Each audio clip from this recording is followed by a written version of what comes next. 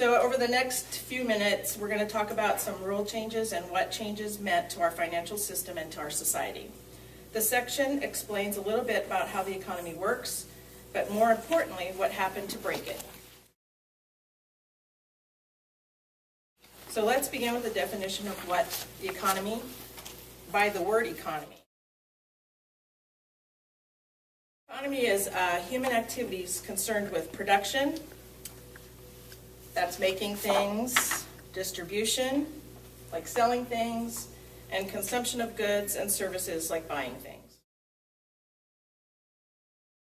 On the table is a Jenga game that will represent the economy in this exercise. The industrial age of the late 1800s was a time of great industrial growth for America. It was also a time when there were no regulations to protect workers. These were the times of child labor, deaths in factories, 12-hour workdays, a complete lack of safety protection, and no right to form union. But workers organized, and as unions gained strength, they were able to pass laws and regulations that limited some of the worst of these conditions. These protections both strengthened our economy and protected workers. Many of the things we take for granted today were won only by unions, unemployed workers, and others who organized. Examples include the Wagner Act, which protected workers' rights to organize. Social programs were implemented as part of the New Deal, and Social Security system, the Fair Labor Standards Act. These laws, regulations, and social programs helped create a vibrant middle class. We saw a steady increase in income across all class lines. We saw the growth and prosperity of the middle class. These are the kind of foundation pieces that helped everyone move forward. But beginning in the 1980s, that trend began to reverse. Over the past 40 years, the rules began to change.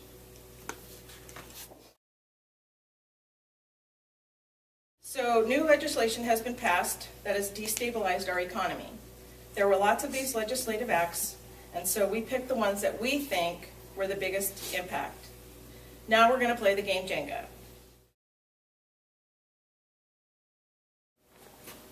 I'm sorry. I'm just taking this one, and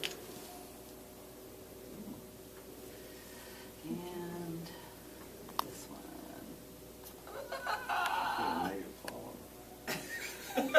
There you go. Okay, but you got to build it. It's just like Jenga. You got to rebuild.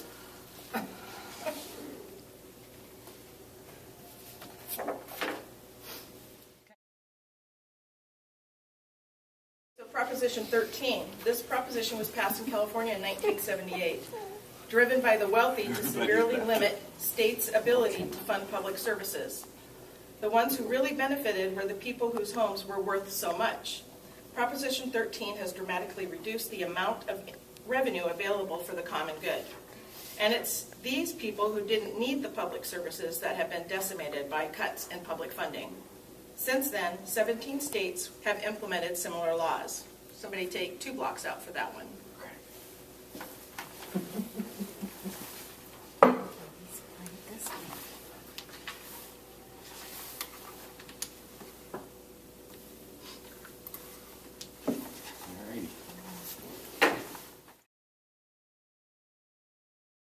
PATCO 1981. In 1981, air traffic controllers went on strike. Using Taft-Hartley, President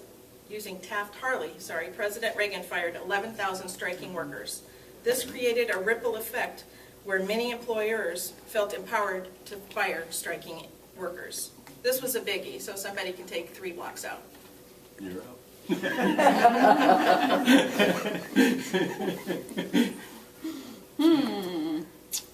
Okay. Let's see how we can make this thing. I know I've never played Jenga, so.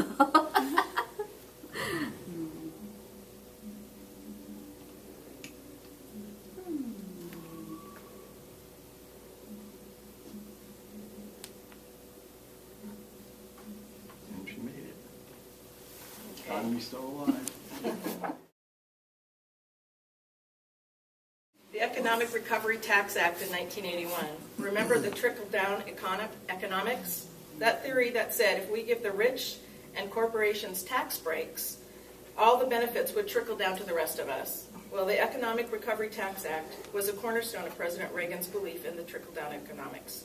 Within 5 years, these cuts reduced annual revenue for public services by $200 billion per year. Did any of it trickle down to any of you? No. So somebody can take out 2 blocks. Oh, wow.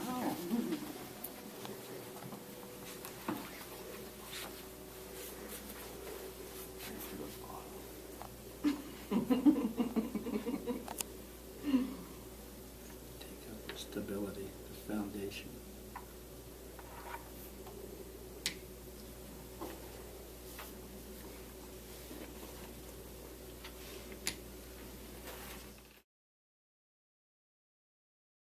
NAFTA, in 1994, the North American Free Trade Act, signed by President Bill Clinton, who of course was a Democrat, so we see that it isn't just one party that enacts anti-worker legislation.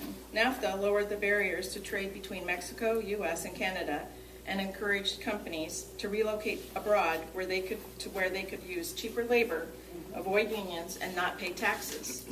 The result was that over 1 million U.S. jobs were lost and wages decreased for workers that did not have a college degree. So somebody can take out 2 blocks. Me? Oh,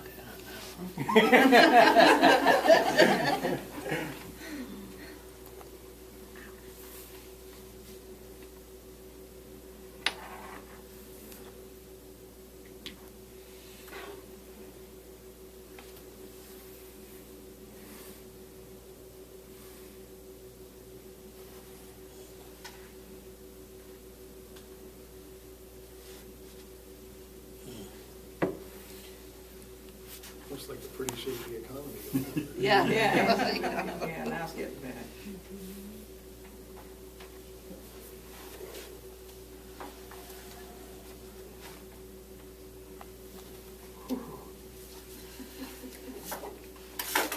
It's leaning Good job. The Gramm-Leach-Bliley Act. One of the main causes of the Great Depression in the 30s was the lack of banking regulations. We learned from that mistake, and after the Depression, Congress enacted legislation to guard against some of the worst abuses in the financial system. In 1999, those regulations were turned upside down. Under new rules, banks and other financial institutions could take more risks with our money. They made risky investments in things like subprime mortgages, interest-only loans, adjustable rate loans, and derivatives.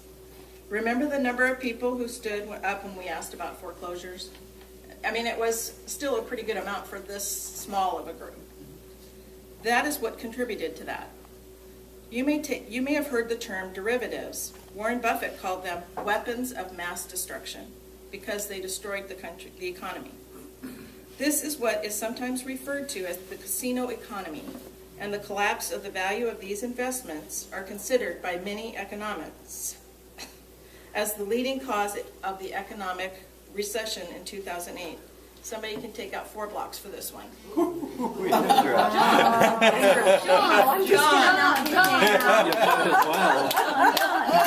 I've never played Jenga, so, oh How my about goodness. you do 2, I'll do 2.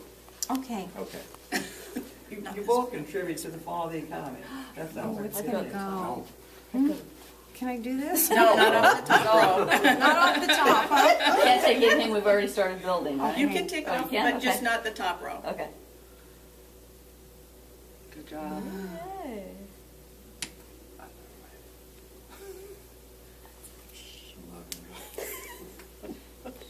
You're not a builder, are you?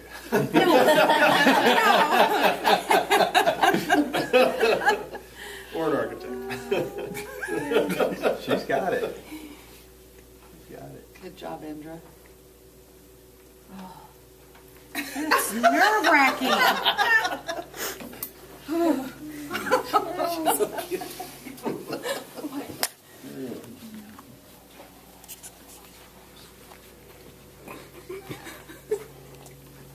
I'm shaky.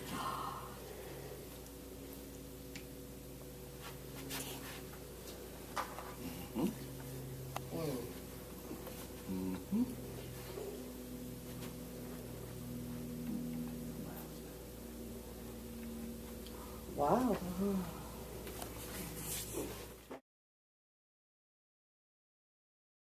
One The more. Citizens United decision.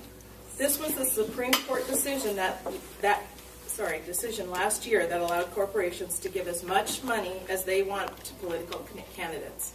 This one decision undid decades of regulations intended to curb the outsized influence of corporations on the political process. If it weren't for unions, the 7 top spenders on the 2010 political campaigns would be corporations who only donate to anti-workers, anti-working families, causes, and candidates. 2 billionaires, the Koch brothers, who have taken full advantage of this opportunity to buy a new group of right-wing political leaders, including Governor Scott Walker of Wisconsin. Take out 4 blocks. 4. Anybody want to do the first 2? I'll do the second 2. No. No. All right. Chickens. Koch brothers. They bought Georgia Pacific. Did they?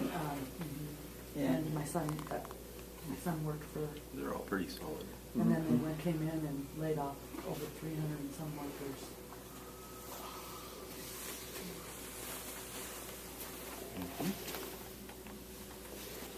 Everything's pretty solid here. I don't see. We're dying. We're gonna die. Just go. What's this? It's gonna go. Oh, you.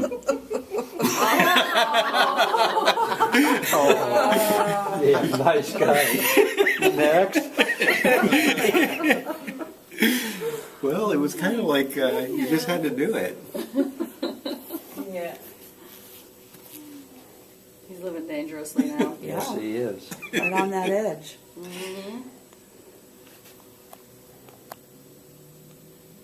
see if we can do this.